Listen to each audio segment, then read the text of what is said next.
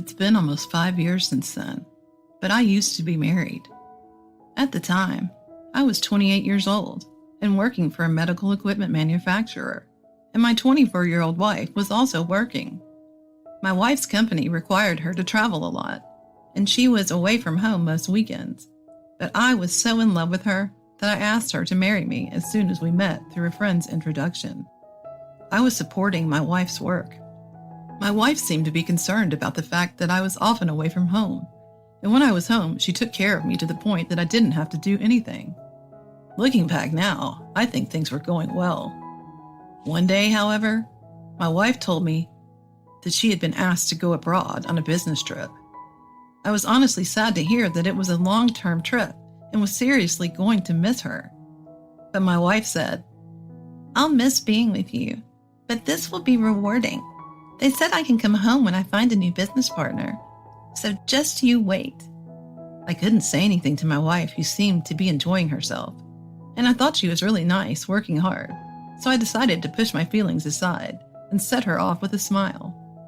My wife was also making quite a bit of money, but when I gave her enough money to buy a small car, because she needed so many things, she was surprised, but I remembered how happy I was when she thanked me for it. Then my wife left for her trip. At first, I could see my wife's face through frequent video calls. We would say to each other, "A long-distance relationship, isn't it refreshing?" But then, after about 6 months, things started to change. First of all, my wife rarely contacted me anymore. She often doesn't answer when I call her, and when I try to video call her, she doesn't pick up, only to send me a text message later saying she's tired. I know she's busy, but is it okay that she's so tired that she can't even be reached? I was naturally worried, but just then I received a text message from my wife saying that she wanted to talk to me. I was happy to be able to contact her via video call for the first time in a while, but I was worried about her work, and suddenly she said, "Look, I want a divorce." I froze, not understanding what she was saying. I couldn't keep up with what she was saying, so she continued to talk sadly. She said that she had been feeling tired recently, so she had a medical checkup there and found a strange shadow. Upon closer examination, a serious disease was found. The disease, designated as intractable, and no cure has been found. In other words, she has an incurable disease. I couldn't believe the suddenness of the story, but my wife showed me a piece of paper. She said it was a medical certificate. If you ask me, it certainly looks like that. Do you understand now? I don't want to cause you trouble, so I want a divorce. I couldn't leave my wife, even more so if she were sick. I said, "I'm coming over there right now." And she panicked and yelled, "Don't come." I said, "Why? Why can't I go?" "I still want to work. I want to finish what I'm doing. I haven't told the company about my illness yet, and if you come, they will find out. So please don't come. Also, don't tell my parents. If they make me go back home, I will hate you for the rest of my life." And while I was unable to say anything, the call was disconnected, and I was devastated by the reality of the situation. Why did my wife have to go through this? Why didn't I see it? I should have gotten sick instead. I should have gone with her on her business trip overseas. I couldn't sleep that day, thinking these thoughts over and over. After that day, I couldn't contact my wife at all. No matter how many times I tried to call her, she wouldn't get through, and no matter how many emails I sent, she never replied. I couldn't contact her at work or at my in-laws because she told me not to. I couldn't contact her at work or my in-laws because she told me not to, and I was so worried and impatient that I was almost losing my mind. Then one day, I received an airmail. The only thing inside was divorce papers. I was shocked. I realized that something was wrong. I felt that everything was going too well. In the first place, when did my wife, who is abroad, get the English divorce papers? As I was pondering, I received a video call from my wife for the first time in a while. "Did you get the divorce papers?" I knew the timing was too good. It was like a well-timed call, even though it was supposed to be midnight at my wife's place because of the time difference. I went straight to my wife with my question. "I got it, but where did you get this?" And my wife said with a cool look on her face, "I've been sick since before my business trip. That's why I got it in advance." The other day, she told me that she had been feeling sick recently and had gone to the hospital, but today she told me that she'd been feeling sick since she was in the U.S. I knew it didn't add up. My wife, perhaps noticing my suspicion, suddenly started coughing. "I'm sorry. It's hard for me to move these days. I've been taking some medicine, but it's very expensive and I'm running out of money. I'm sorry, could you send me some more?" She asked me for money. When I asked her what she wanted, she said $10,000. I was surprised, but my wife said calmly, "I'm sorry, but this is the end. I won't bother you anymore, please." I was suspicious of my wife, but the pained look on her face made me panic, and I agreed to send her the money. Then my wife suddenly got excited and said, "Really? I'm glad. Then please do it as soon as possible. Oh, and make sure you file the divorce papers." And the call was disconnected. But she was just coughing painfully. I didn't think she was telling the truth. I knew she was acting strangely. Thinking back, I felt that the coughing was intentional, so I took the plunge and called my wife's office. The person who answered the phone happened to be a coworker who was also a friend of my wife's. Her answer was beyond my predictions. My wife was not on an overseas business trip. I hung up the phone in confusion and looked at the airmail I received from my wife again and noticed something strange. The postmark was in English. That convinced me. I knew she was not abroad. She was somewhere in America. I found myself crumpling the envelope, but I hastily opened it back up to try and smooth out the wrinkles.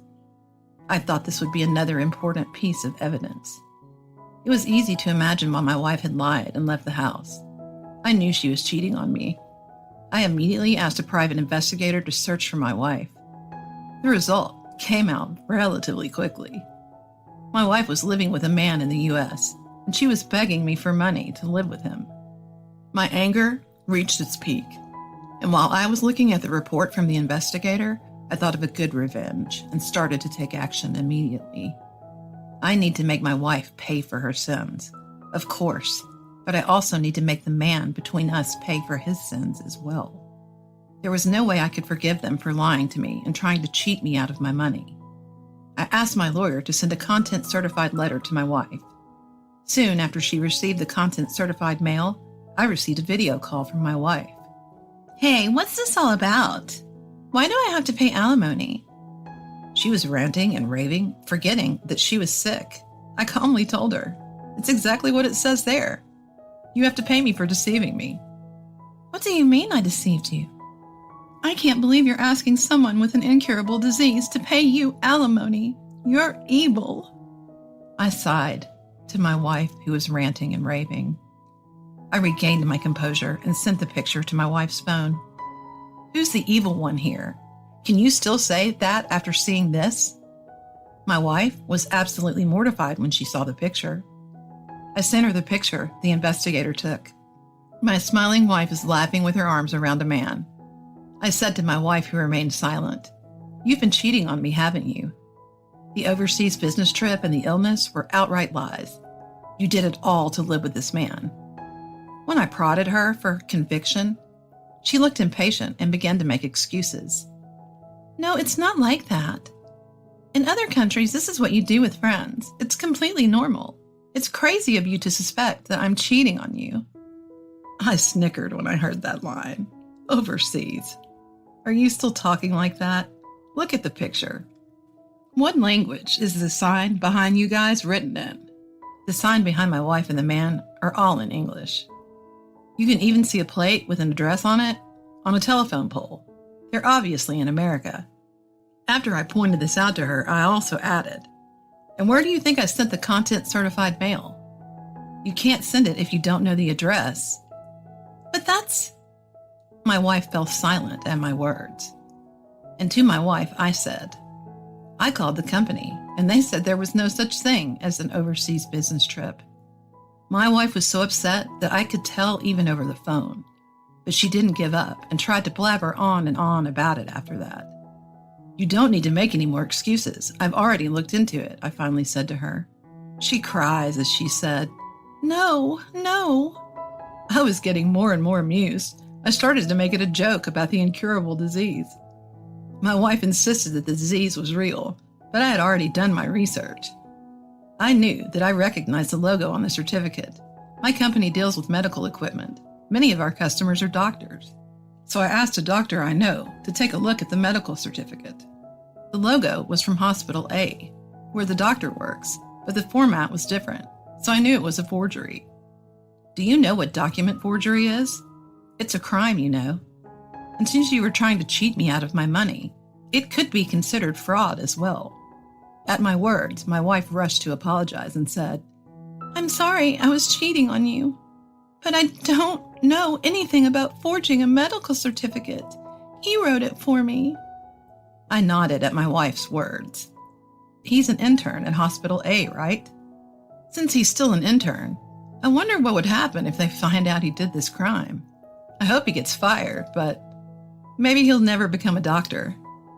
In the middle of saying this, my wife turned so pale that I could see it even through her phone and started sweating. No, I thought everything was going to be fine, but my plan is ruined. My wife was going crazy. Your plans are on a child's level. Well, sucks for you. I told her that my lawyer would be in touch with her later, so be prepared. As I was about to hang up the phone, my wife panicked and said, Wait, I'm sorry. I won't do it again, so please reconsider the divorce. She pleads with me. There was no way I was going to listen to something that didn't benefit me. You guys are going to pay for your sins, I told her. And she finally started crying and screaming about something. But I didn't care anymore. I said nothing more and hung up the phone. After that, my lawyer handled everything. I asked for the alimony, plus the amount I had been cheated out of, and my wife and I got divorced without a hitch. I reported the affair to the hospital, and they caught the man for forging documents. I found out later that it was the man who planned this fake illness and overseas business trip, and my wife thought he was cool and did as she was told. Of course, I got him to pay me alimony too. I didn't report it to my wife's company, but the rumor spread through her coworkers I talked to on the phone, and they know she is desperate to pay the alimony. I've been enjoying my single life, but recently, a nurse I know invited me out for a drink. Maybe a chance has come my way. I'm hoping I can find a wife who doesn't go on overseas business trips this time. Thank you for watching. We hope you enjoyed it. We look forward to seeing you again. Please subscribe to our channel.